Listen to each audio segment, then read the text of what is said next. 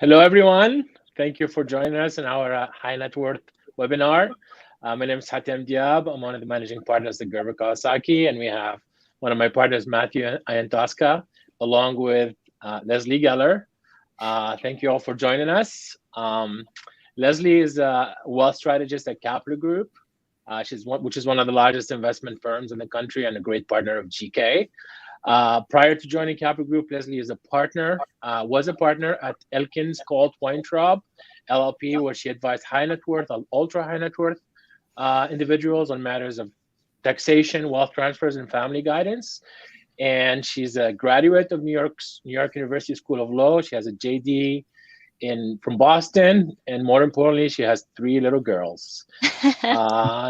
And Leslie has been a great asset to us here at GK and the High Net Worth Group. And we have her here to talk a little bit about what's going on with tax and proposals in Washington and so forth. So I'll let Matt talk a little bit about our High Net Worth program, and then we'll kick it off. Perfect. Thanks, Tim.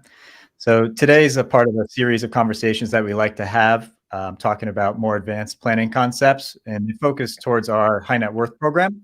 So in that program, we really focus on helping clients who have more complicated, more advanced planning needs. That can be investment management, tax planning, estate planning, charitable giving. We really look at the holistic point of view in this program. So we feel very lucky to have Leslie with us today. Leslie and Capital Group get some great insight into what's going on in Washington, the good, the bad, and the ugly. So we'll jump right into it and kind of see what's going on. So thank you, Leslie. Just to start off, so it sounds like the original $3 trillion bill has already kind of winded down to 2 and now maybe 1.5.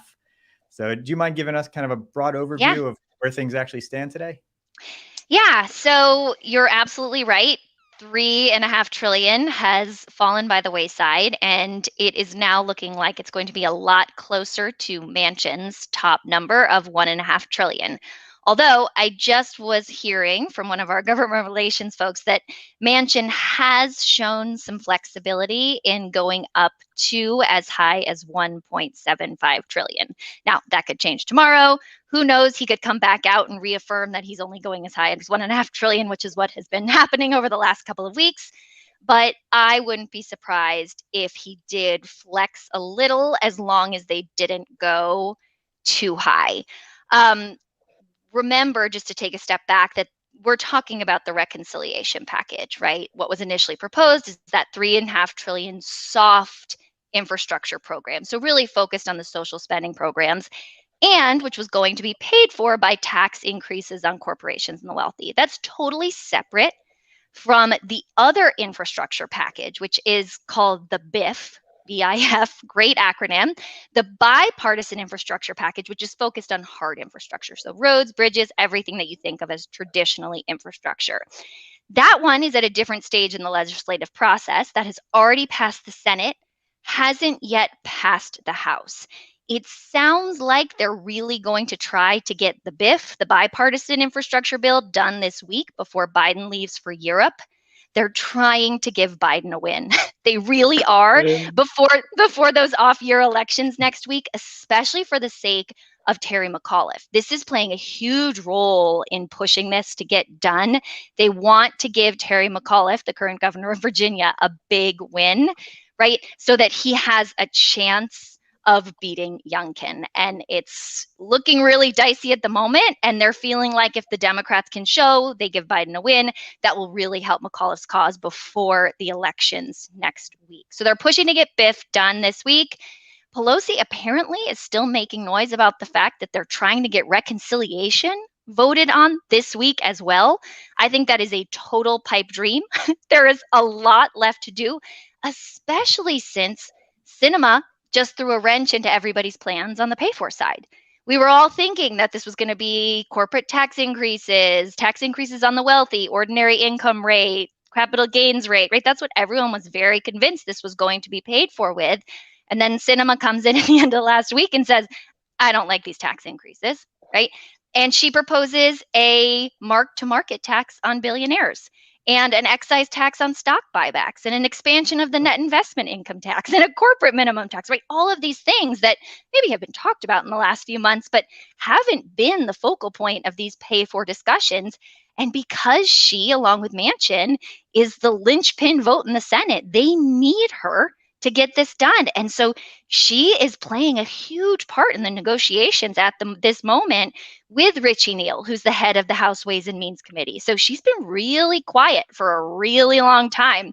And just in the ninth inning kind of came out and made known her wishes and is sticking to them. She's a very, very smart, deliberate lady, right? And so she is likely to get some traction with what she's proposing, despite how late in the game this is. But there's a really long way to go on reconciliation. I don't think we're going to know what's going to happen there until at the soonest just before Thanksgiving, but probably a little bit after that. So that's just kind of the general overview. So Leslie, so there's a lot to unpack here. So we got, first of all, Manchin and Sinema seem to be the most important senators in the government right now. But I think we have the reconciliation bill, which is basically why they want to raise taxes, right? Yes. And there is two main things, right? We have, they want to raise capital gain taxes, marginal tax rates, and also today, as you said, they're trying to add some additional taxes. So maybe we can kind of go over those three things first and what kind of rates we expect for that there. Yep. Yeah, so a few weeks ago, the House Ways and Means Committee put out their initial proposal of how to pay for this. And to no one's surprise, it was focused on these corporate tax increases and individual tax increases on the wealthy. So a bump to the corporate tax rate up to 26.5% was proposed, a number of other corporate tax changes. On the individual side, the proposal was to bump the top income tax bracket to 39.6% and lower the threshold of the taxpayer to whom it would apply. So bringing it down to $400,000 of earnings for individuals, $450,000 for married couples. So bringing down that threshold and expanding the tax base in the process, because that's where the real revenue is, not so much in that percentage bump, but in the expansion of the tax base. There's also a proposal to raise the top capital gains rate to 25% from the current rate of 20%. Right? And that would also apply for people earning $400,000 or more. Now, that's significantly less than what was being proposed before, which was a doubling of capital gains rates for really high earners. So that one kind of came down to earth. There was also another proposal to impose a 3% surtax on really high earners. So people earning $5 million or more. So that 25% cap gain rate, not really 25% once you add in the net investment income tax, which is 3.8%. Plus, if you're a really high earner, that additional 3%, you're well over 30% on that cap gains. There was also a proposal, a number of other proposals. I mean, they were calling this a menu. They threw everything at the wall. There were retirement proposals, estate tax exemption proposals, right? A proposal to lower that lifetime exemption amount from the estate and gift tax. They threw, as I said, everything at the wall. It was assumed, I think until the middle of last week, that the real focus of this would end up being on the easy things, right? The things that were easy to get done and legislate on with the limited time they have left, because their window to act is this year, right? And we only have 2 months left in the year. So people were assuming, oh, they'll get a corporate tax rate bump. That's easy, maybe not to 26.5, but 25% seems reasonable. That's what Manchin wants. Maybe this bump to the top ordinary income tax rate, that seems like a home run. No one's really pushing back against this. Capital gains was a little trickier, right? That 3% surtax, no one was pushing back against that one. And then Sinema came in on Thursday or Friday and said, I don't want to raise taxes on anybody in general. I want to do something entirely different. I want to fund this with a mark-to-market tax on billionaires, right? So people who have either $1 billion in assets or more, or have earned $100,000 or more in the last, or $100 million, right? Not 100,000, $100 million or more in the last 3 years, or over the last 3 years. Sorry, I've been like throwing out these numbers just hour upon hour today. So I'm starting to spew out gobbledygook. So her proposal was to impose this tax on basically appreciation, right? The whole idea is to mine those capital gains that don't get realized, right? And that people can punt until death, and then they get that step up in basis. And so for me, does it sound? I mean, they want to basically start taxing unrealized capital gains. We've never done this in this country. No. Do you think this has any legs? I mean, I think people are scared. I'm talking to people today, and people are scared. You know, it's incredibly complicated. It has been, so some type of version of this has been proposed over and over many, many times, right? Elizabeth Warren came out with her version of the wealth tax last year. Before that, Senator Wyden's come out with it, Bernie Sanders. We've seen all of these Democratic senators come out with their own proposals. The reason it hasn't gotten traction before is twofold. It's super complicated. There's a million different loopholes you have to close to basically increase the chances that you're going to get revenue from the most resourceful 1,000 taxpayers in the United States, right? Really hard to project revenue when you're talking about the wealthiest 1,000 people in the United States. Right. There's also constitutional issues with a wealth tax, like real solid constitutional issues, 16th Amendment, whether it's defined as income. And there's a whole argument that because you're talking about people who are as wealthy as we're talking about, this shouldn't be a constitutional issue, but it's our Constitution. There's a constitutional issue. You can't deny that. Right. And there's a reason that it hasn't gotten traction in the past. And what's so funny is the Democratic lawmakers who are supporting this, they keep saying this is not a wealth tax because they're not truly proposing taxing wealth. They're proposing taxing built-in gain, which is a very different type of thing they're trying to say. So they're saying, well, this is not a wealth tax, doesn't have the same issues, but then they all keep calling it a wealth tax, which I think is so funny. You just want to be like, oh, stop doing that. You can't refer to it as a wealth tax, because whether or not it's deemed to be constitutional after a challenge, there are going to be a lot of challenges. Think about this, right? What are the 750 wealthiest families in the country going to do if they have to pay a 23.8% capital gains rate on the appreciation they earn each year, right? Elizabeth Warren's wealth tax was a pipe dream too, right? Crazy burden on the very wealthy, but they were imposing a 2 to 3% tax on all of your wealth. So think about that, a 23.8% annual tax on gain. And then all these questions, what happens if the next year there are losses, right? What does this do to the economy? If somebody has a $200 million tax bill, do they have to sell shares in their company? What does that do to Tesla, right? What does that do? It invites a whole bunch of further questions. We're hearing that they're trying to get in front of the constitutional issue with this like backup plan to only make the tax actually due when the income is realized. So when the business is actually sold or when the stock is actually sold. But I mean, then you just defer, right? Then they say they'll do an interest rate to keep you from deferring. This is a really complicated proposal. And to think that they can get it done in this amount of time they have left. Senator Wyden's been talking about it for 2 years, and he has never put forth legislative language because it is just too complicated. So it's hard to think how they get this done. But if it does happen, it really would be focused at the very, very top, right? It's like, I think 750 families. We were talking about this too, because Elon Musk, for example, I think would owe like $30 or $40 billion. So the amount of attorneys he would hire to fight, it's just going to be an endless fight that I feel like the government can't win. So it just seems like a silly proposal to begin with.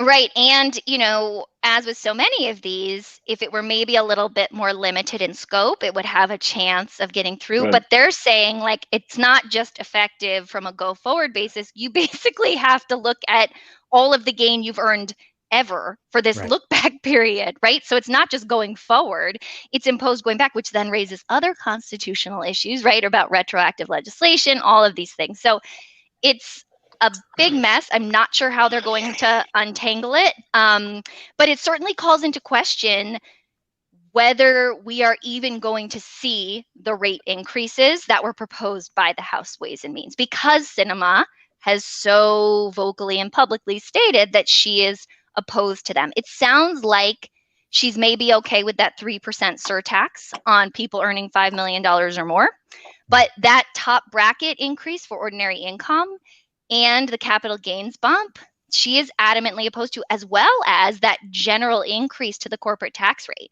She wants a global minimum tax of 15%, right, which is another really big thing to get done, and a corporate AMT. So basically a corporate minimum tax of 15%, so that companies are paying taxes on their book income, right? I think there is even some bipartisan acknowledgement that some of these really large companies should be paying at least some tax, right? That zero in tax or getting these big refund checks, not so great for tax policy. So it seems like there's a pretty big difference. Originally, they were going after people in the 400,000 and up range, which they're wealthy, but it depends. You live in New York, Los Angeles, you can kind of argue that point. Now we're on to the billionaire side, which I think a lot less people are going to fight against, but people are probably nervous that if they start passing this unrealized capital gains tax, is that going to come next for lower levels of income? So does it seem like, they're kind of moving in the direction to just focus on the billionaires and the real high income earners? Or do you still think they're going to have that $400,000 mark, which seemed like Biden, really had that in his head the whole time? Yeah, it's really interesting. And I'm not sure if I've said this to Hatem or you before, but I've always thought that that the Democrats' messaging was very much out of alignment with economic reality, right? The Democrats' messaging has been the wealthy need to pay their fair share of taxes. The dentists, doctors, lawyers next door should be paying more in taxes. They're not, right? They're avoiding all these tax. And that's actually not true from a policy or economic perspective. Our tax system is actually quite successfully progressive until you get to the very top, right? Until you get to the 100 millionaires or billionaires. And Sinema, I said, she is a very, very smart lady. And I think we've seen, even in the House Ways and Means proposal a few weeks ago, we saw a little bit of a shift in that direction with that 3% surtax, with the proposal to lower the lifetime exemption amount, kind of a shift up market in the types of taxpayers they wanted to target on the more meaningful tax increases. And then I think Sinema just kind of took it to a whole new level. But it is, everyone's starting to realize, oh, hey, the Democrats' messaging was really kind of out of alignment with economic reality. And it probably wasn't great for them with the 2022 midterms coming to be even proposing increasing taxes on a huge portion of their voting base who lives in these very expensive major metropolitan areas, right? Yep. Right. Yeah, no, that going along with that too, in the same, New York, LA talk, have you heard anything about removing the SALT deduction? Yeah. So this one is so interesting. The SALT cap is a bit of a divisive issue. Maybe define the SALT first, I think. Yeah. So state and local tax deduction. That's we use the acronym SALT, right? And it used to be pre-Tax Cuts and Jobs Act, pre-Trump. For those of us in high tax states that pay a lot of state income taxes, we would get a federal deduction for the amount of state income taxes paid. Really meaningful in high tax states, right? In California, where it's 13% plus, New York, New Jersey, Massachusetts, Illinois, very, very meaningful deduction. Trump came in and capped the state and local tax deduction at $10,000, right? If you're a high earner in one of these high tax states, $10,000 doesn't do much for you, right? And so all of these lawmakers, both senators and representatives in the House who come from these high tax states, right? Specifically, obviously, the Democrats, a lot of them ran in 2020 on getting the full SALT deduction back, right? And they have made it their pet project. And the ones that are on the hot seat for 2022 are also making it their pet project. And they are saying that they're on board with whatever Pelosi, Neal, Schumer, Sinema come up with, but they want their full state and local tax deduction back. Schumer wants it. Pelosi, the Josh Gottheimer and crew from New Jersey, right? The tricky thing is getting rid of that SALT cap and letting everybody take their full state and local tax deduction is incredibly, incredibly expensive. Right. It costs hundreds of billions of dollars. And it doesn't really align with their messaging of we need to tax the rich, because who benefits from getting their full state and local tax deduction? The wealthy. Right. But this is an issue that is really important right now, because this is what is going to get a big chunk of the moderate Democrats on board for reconciliation. Because the only way these high tax states Democrats get their full deduction back, state tax deduction back, is if it's done through reconciliation. And so they're far more likely to get on board with this reconciliation package and what the progressives want if they get their state and local tax deduction back. What I think is going to happen is there will be a temporary repeal of the SALT cap, maybe for the next 2 years, so for 22 and 23, right? Mhm. And they just kick the can down the road because that's a lot less expensive than a full repeal. And what I read just before we got on this call was that what they're likely to do, which sounds a lot like fake money moving things around, is to temporarily repeal the SALT cap for 22 and 23, have it come back for 24 and 25 as it's already set to do, right? We're already set to have that SALT cap in 25, and then also impose it for 26 and 27 to pay for the next 2 years of repeal. So basically, it's revenue neutral, a wash, right? Maybe even more because you're going to get more revenue theoretically in 26, 27 than you would in 22, 23. So it's like accounting magic. They're showing this is actually not going to cost anything. So maybe that's the way they get it done. Either way, they're going to have to address it to get the moderate Democrats from the high tax states. And Schumer wants it, right? And like he's driving this bus. So it sounds to me, not to me, to everyone, I think, it's so disjointed. There is all these proposals. Nobody has thought through them. There is so many ramifications to them. What do you think will happen? Like, for you being an insider and talking to all these people that are actually making these decisions, what do you think is going to stick? What can we expect? And I know you don't know the answers, but what's, as you as an expert, what do you think will happen? Yeah, so I have my hypotheses. I do think so. Sinema is going to like she's shown she has the negotiating position, right? She's showing that she has influence here. I think the mark-to-market tax is really just too ambitious for the time that they have left. Like they're going to have to come down to reality unless this gets pushed until like the very end of unless this is like a pre-New Year's Eve situation and they take this down to the wire, which they could, right? They've done it before. Who knows?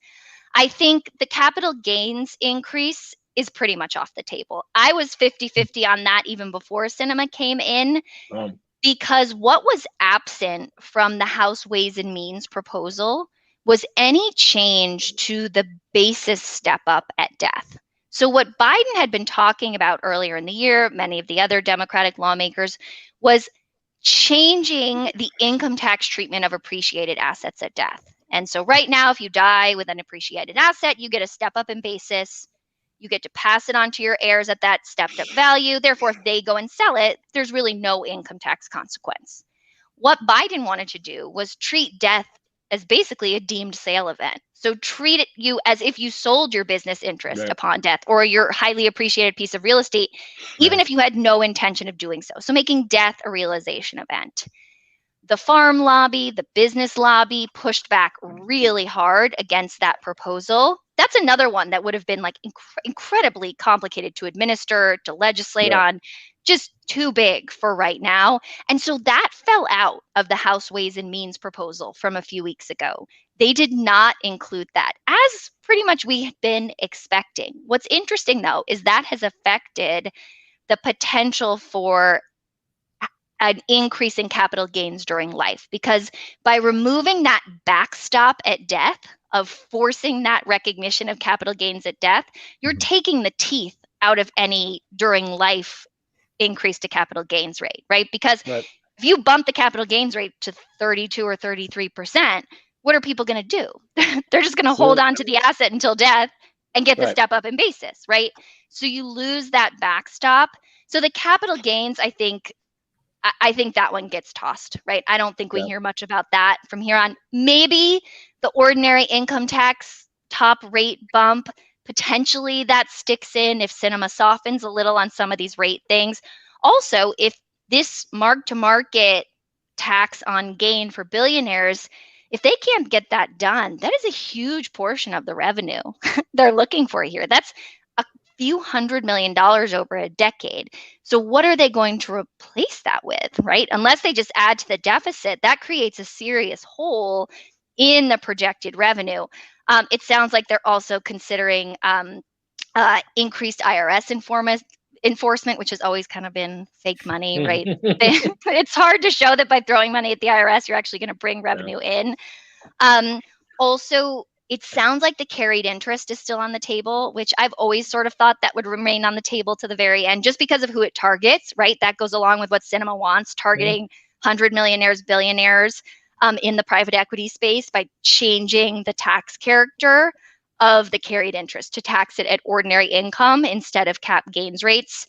The proposal in the House Ways and Means version from a couple of weeks had not done that and had just proposed this very innocuous, meaningless change to the holding period required to get that capital gains treatment that people had already figured out how to get around. But it sounds like from what we're hearing that Cinema is okay with carried interest and pushing that, the character of it, to make it more taxable as ordinary income as opposed to cap gains. Yep. That would also be, because of the tax base, the dollars involved, that's a big revenue generator. So it's interesting. That one's still on the table. That's been on the table for years, though, and has never really gotten through. We'll see if it changes. And then that 3% surtax on high earners, sounds like Cinema's okay with that. And then the other one that's a bit of a wild card is the exemption amount from the gift and estate tax.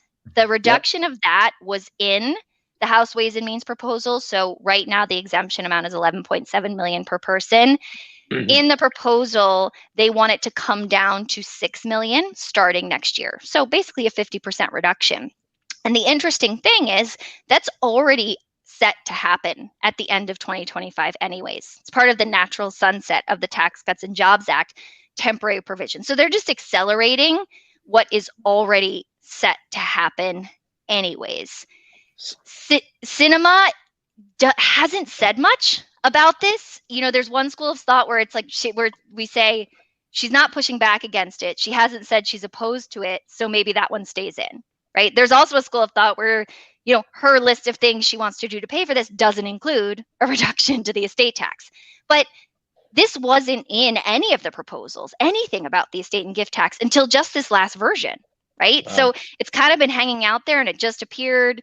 Now it may disappear again, but it could reappear. So this one's a bit of a wild card and is really impacting some of the conversations we're having with people around gifting, right, before the end of the year.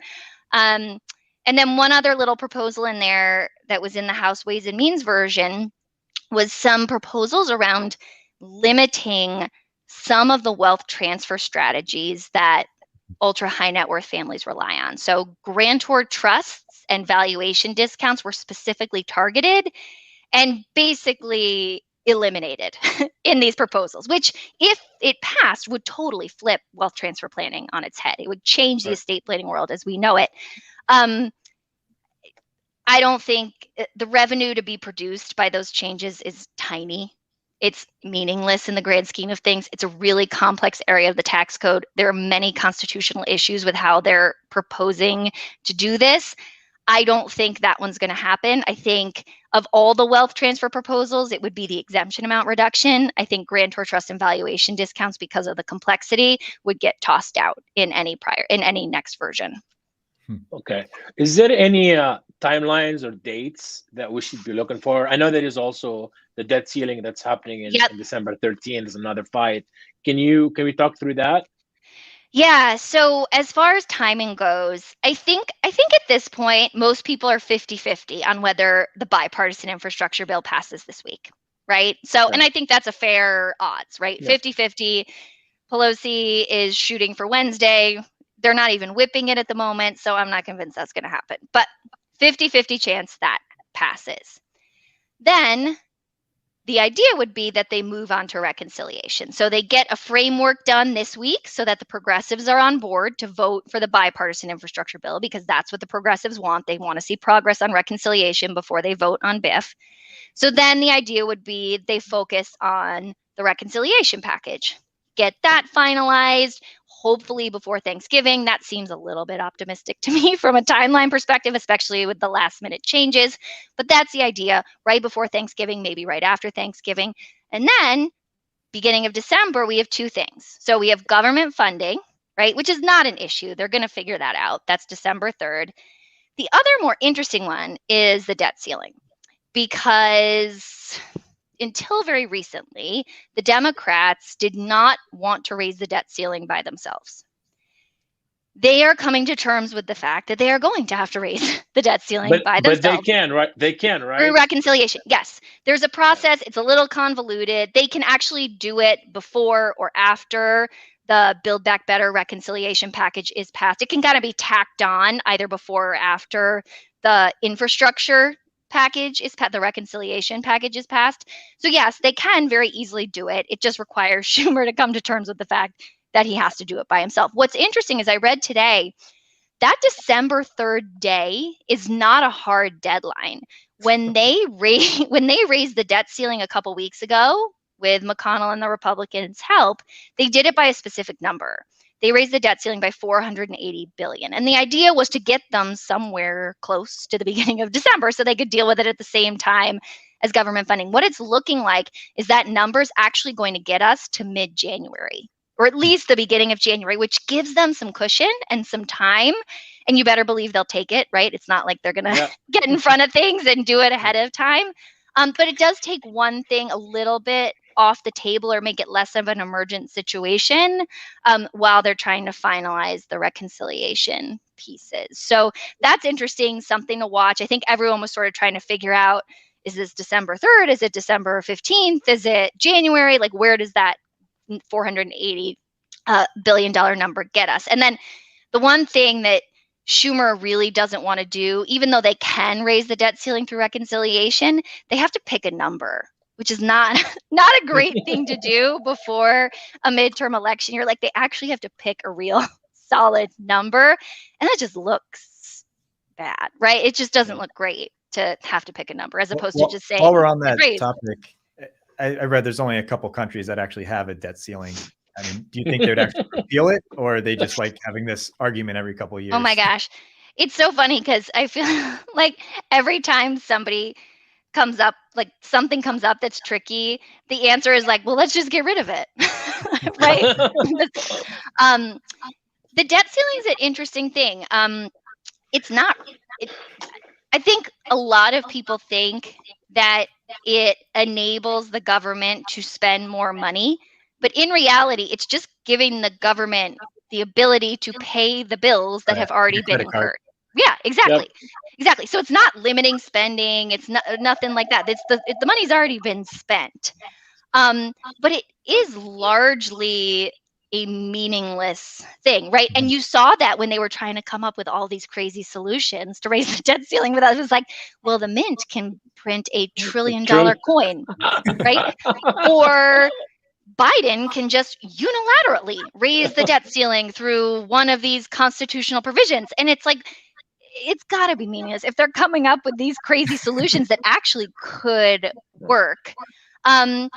So I don't know. I mean, as with most things, I think there's a lot of noise about potentially getting rid of it. I don't think they'll end up getting rid of it. I think, Okay, Leslie, I'd like to ask you a little bit about some planning implications. We work with a lot of clients who are high net worth family, business owners, and so forth. And obviously nothing is sealed yet. So we should not do anything before we know what's going to happen. Yep. And this is the advice that we give to our clients. However, if we know people that are planning either to sell their businesses, have some exits, is there anything they should be doing right now to prepare for what's going on? Yeah, and how I've been approaching it, and I've been doing this all year, is if something makes sense, irrespective of what happens next year, right? If you've already been thinking about transitioning out of your business and you're well into that process, right? If you've been thinking about diversifying out of a highly concentrated position, right? You've been trying to convince somebody to do that. And that makes sense whether or not the capital gains rate goes up next year or not, right?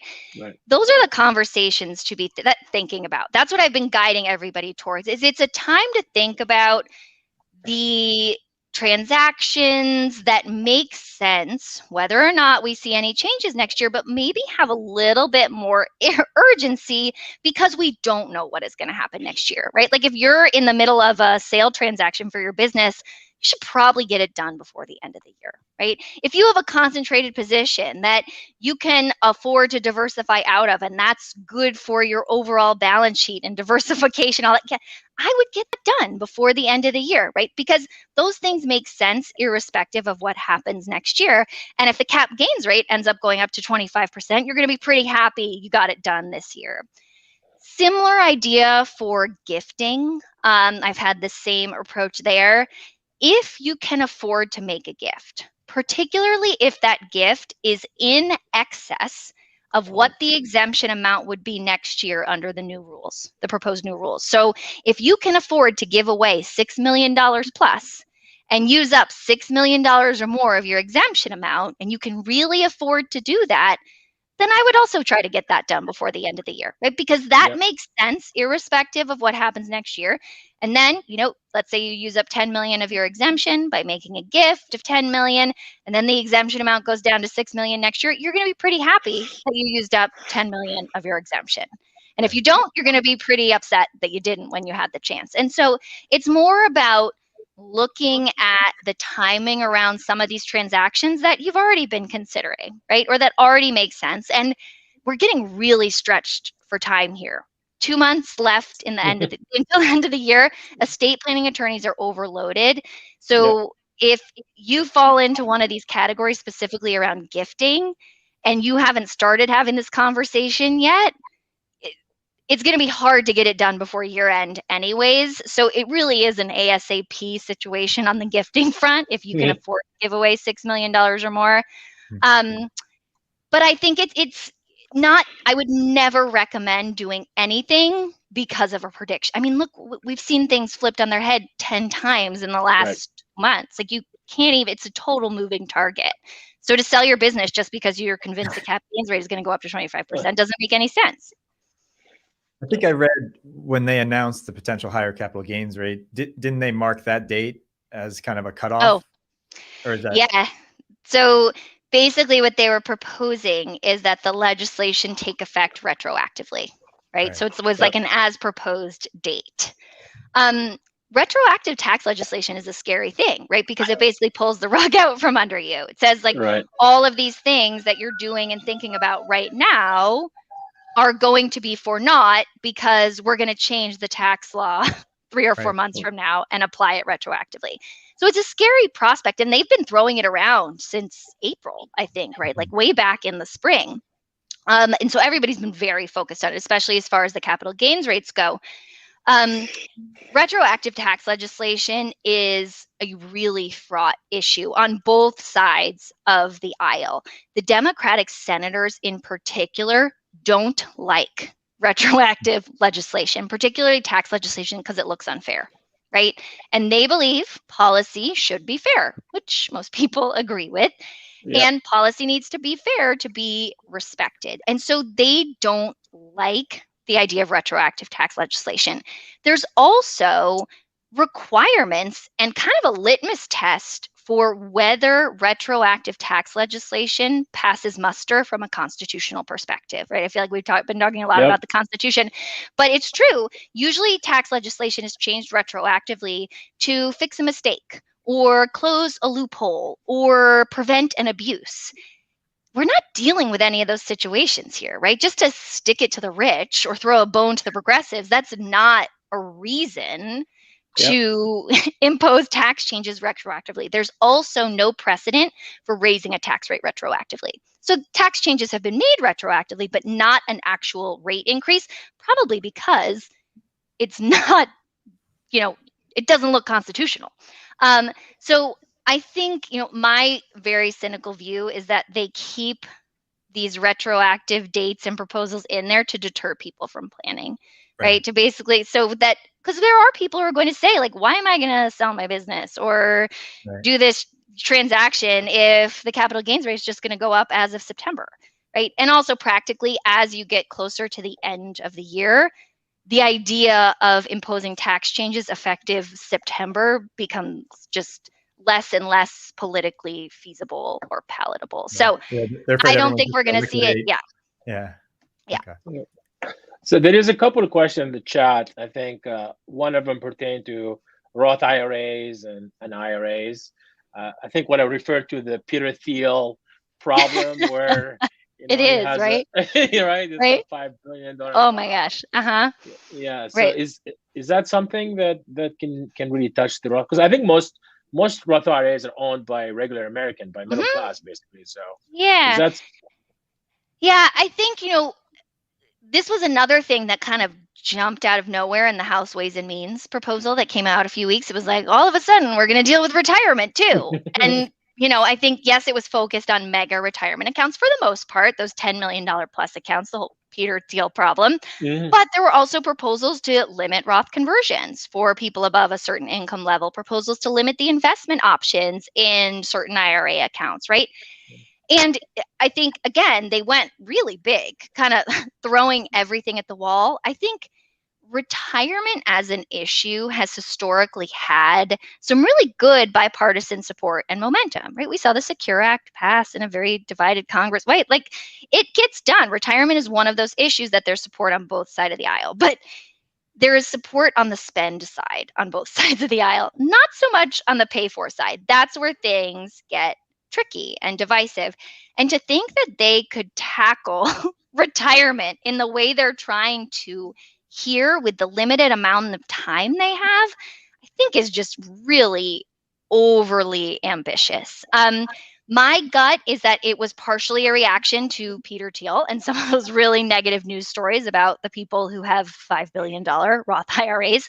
I think some of it too is also a tee up, kind of like a test and learn, like a test balloon where they're throwing it out there in the case that they get to a Secure Act 2.0 or other piece of standalone retirement legislation next year, just to kind of see what the reaction is to a proposal to force distributions from $10 million plus IRAs.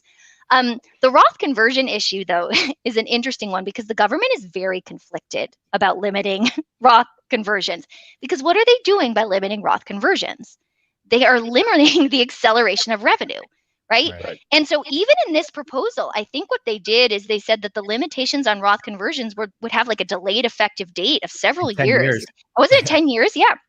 Which is like, because they just can't give it up. They're like addicts. And they want that Roth IRA accelerated revenue. And so to limit it, they're shooting themselves in the foot. And so I don't know if they'll ever get to a place where there will be substantive limitations on Roth conversions for anybody but the super duper wealthy, maybe. But then again, like if you have a really big retirement account and you want to do a Roth conversion, like that's a lot of revenue for the government that's coming now as opposed to later. They like that from an accounting standpoint. But I generally think anything that deters higher income taxpayers from contributing to retirement accounts is not likely to get through easily. Because you have the plan sponsors, you have the asset managers who like that high income people contribute to retirement accounts. And if you take away the benefits or limit the benefits or the investment options that these higher income people can make available to themselves, what are they going to do? They're going to find other places for their money. And so, yes, everybody can get around the policy goal that they want lower and middle income people to contribute more to retirement accounts. Everybody's on board with that. But when it comes to the pay-fors that limit the tax benefits for higher income taxpayers, that's where you get a lot of pushback. And we've seen that before in like the Rothification of retirement contributions, all of these proposals that we've seen over the last few years. So, I think this is more of a tee up. Maybe they take up retirement next year. There's, I think, acknowledgement that they want to do more of what the Secure Act did, bump that RMD age further because people are working longer, increase things like QCD limitations, do other things, and do more to help lower income people contribute more. But I think they're going to get caught up in the pay for side of things, and it's a midterm election year. And so I'm not convinced they're going to be able to do anything.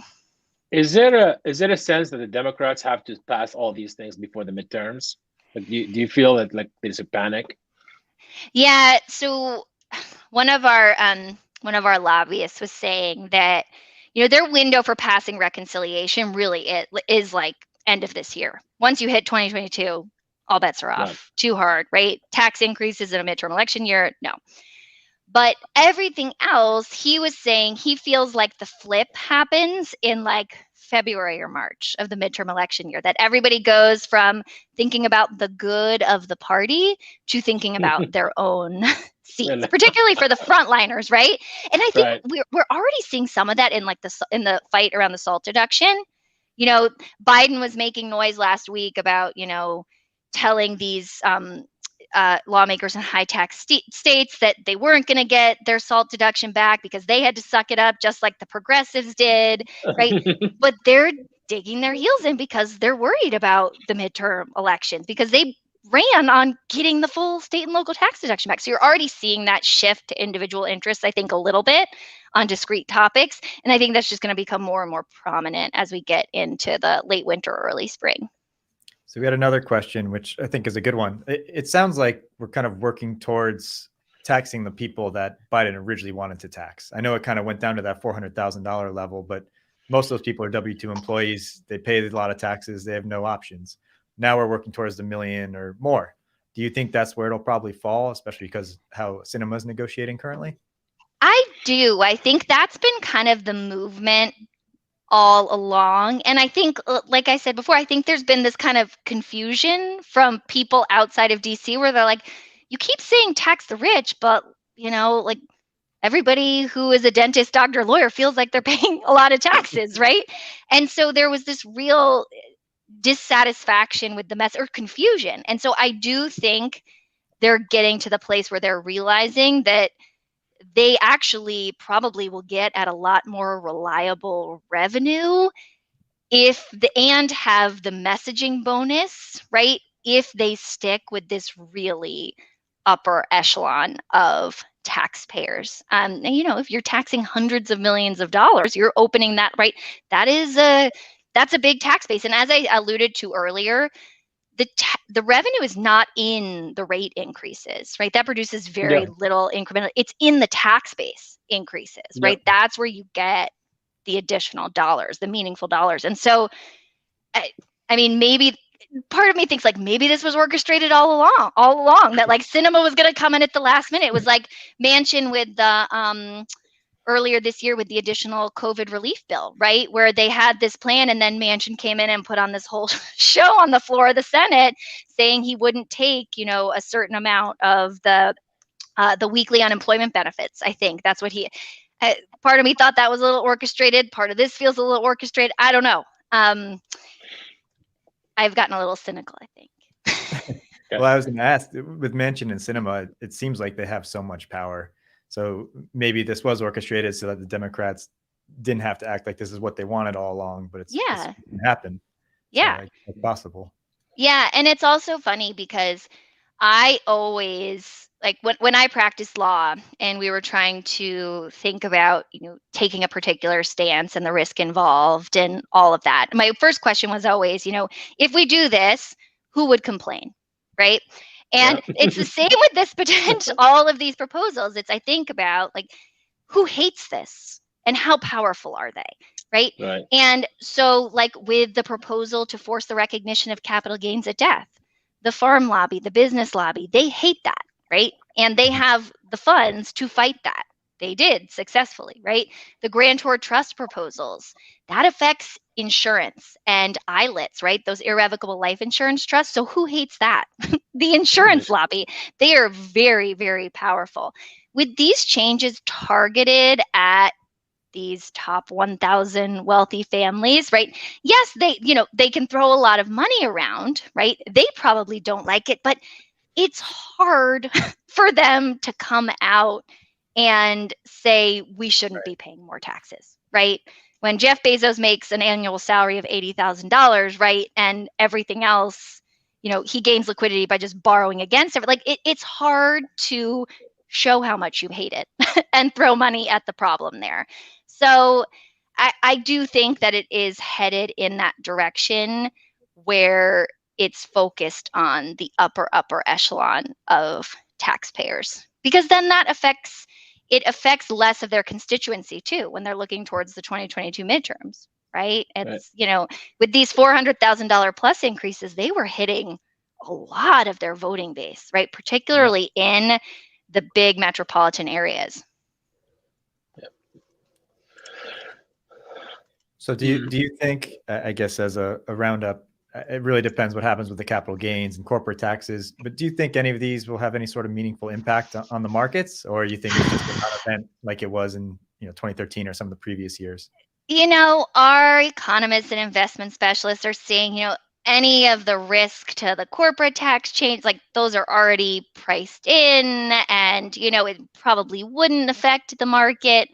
I think more interesting to watch as far as the market goes, and maybe more likely to affect the markets, is not the proposed changes, but what's already set to happen as part of the sunset of the Tax Cuts and Jobs Act. So right now, companies can deduct 100% of research expenses, certain capital expenditures, right away in year one. That's a really big deal. And those are starting to sunset starting next year in 2022.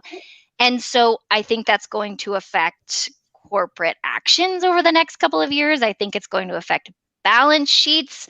I think there's, we've seen all the supply chain stuff and everything. So I think the tax changes, also because they've been reduced, right? The size of the bill has been reduced. So the size of the revenue needed has been reduced. So not quite as impactful as it maybe could have been. So I think there are other things, my opinion is that there are other things that maybe would impact the market more in the coming months. But I mean, if we've learned anything, it's that we have no idea what's going to happen tomorrow, especially as far as proposed tax legislation goes. So in true fashion, it sounds like Washington is still completely disjointed. I think we all should be grateful for Senator Manchin and Sinema for throwing these wrenches. For holding the line. Yeah. Yeah. No, but I feel very grateful to have you in our team and be able to share your insights with us and our clients. Our high net worth group has a lot of resources. Leslie is one of them, and Capital Group and all the resources you guys bring. But if you have questions, if you don't make any moves before talking to an advisor or an attorney, Matt, myself, and the whole team is here if you need resources. But thank you very much, Leslie, for your insights. That was really, really helpful. Matt, anything else? No, I really appreciate it. We're lucky to have partners like Capital Group or people who really get kind of that private information that we can't typically get. So thank you so much, Leslie. Of course. Thanks for having me. And we may have you back so you can make sense of it before the end of the year. So. As we see this evolve, absolutely. All right. Perfect. Thank you, Leslie. All right. Have a good evening. Cheers. Thank you. Thank you. Bye.